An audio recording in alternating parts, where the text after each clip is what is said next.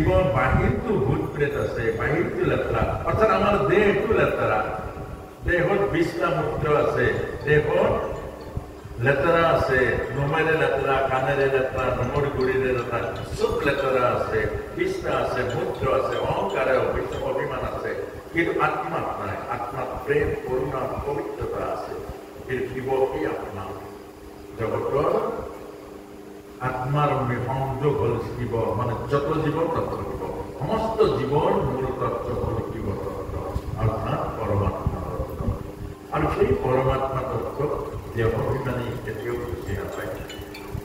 তুমি দেহৰ মাজত অহংকাৰী, তুমি দেহৰ কাৰণে অভিমানী, আৰু দেহৰ অভিমানত হোৱা, দেহৰ অভিমানত বন্ধন হোৱা, তুমি দেহৰ অভিমানত আবদ্ধ হোৱা দুঃখ তুমি চিনি নপৰা।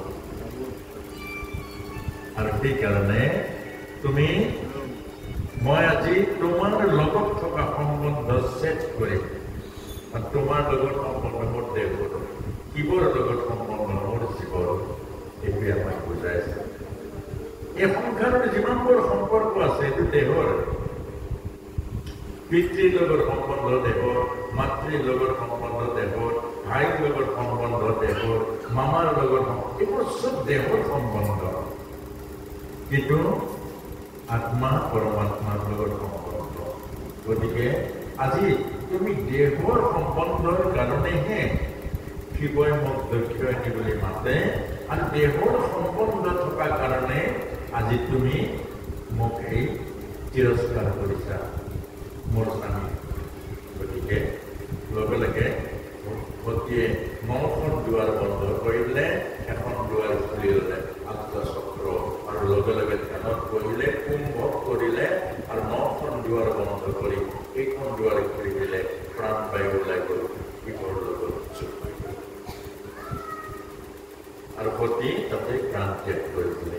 সতী যেতিয়া প্ৰাণ ত্যাগ কৰিলে, হুলস্থুল লাগিলে, ভয়ানক এক সমস্যা আহি গল, ভয়ানক এক আবেগ হৈ গল, আৰু সকলো নন্দী ভিন্দি চৌকত হুলস্থুল লাগি গল, আৰু শেষত গৈ যুদ্ধ হৈ গল। নন্দী ভিন্দি কিন্তু বলে নোৱাৰিলে, শেষত গৈ গুচি আহিলে।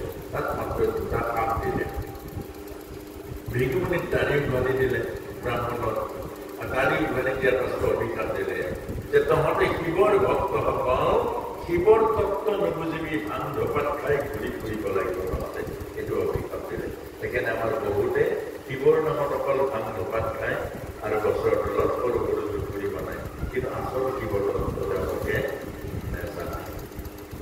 আৰু দ্বিতীয়তে নন্দী ভিংগি সাপ দিলে, যি পইচা কেইটামানৰ কাৰণে তহঁতে এই শিৱহীন যজ্ঞত সহযোগ কৰিছ, য'ত শ্ৰদ্ধা নাই, ভক্তি নাই, খালি দাম দৰ কৰি পইচা ল'বৰ কাৰণে আছ, যে তহঁতেও বৈদিক সংস্কৃতিৰ তত্ত্ব বুজি নাপাবি, পেট পুহিবৰ কাৰণে মাত্ৰ এই বৈদিক সংস্কৃতিটো ব্যৱহাৰ কৰিবি। আৰু তহঁতক আৰু অভিশাপ দিলে এইটোৱে তহঁতৰ জীৱন হ'ব। অকল এই কৰ্মকাণ্ডিৰ মাজতে আধ্যাত্মিক তত্ত্বটো বা এই মূল বৈদিক সংস্কৃতিৰ মূল তত্ত্বটো এই দুইটা অভিশাপ দিলে। তাৰ পাছতে নন্দী ভিন্দি গৈ খবৰ দিলে শিৱই যথাশীঘ্ৰে বীৰভদ্ৰক জন্ম দিলে, আৰু বীৰভদ্ৰই আহি দক্ষৰ যজ্ঞ ধ্বংস কৰিলে, আৰু দক্ষৰ মূৰটো ছিগি আহুতি দি দিলে।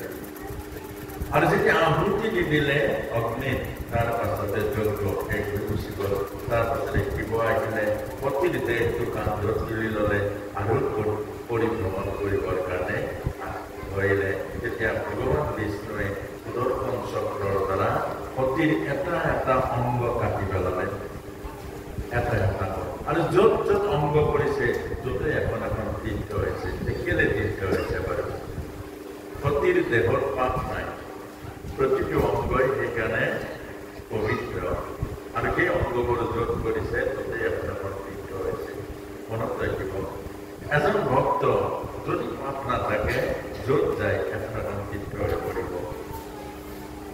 এজন ভক্ত যদি কৰবাত যায়, মাটিৰ 1 হাত তলৰ কীট পতংগ পৰ্যন্ত পবিত্ৰ হৈ যাব। য'তে থাকে মোৰ ভক্ত উদাৰ চৰিত্ৰ, কীট পতংগ কথা কৰয়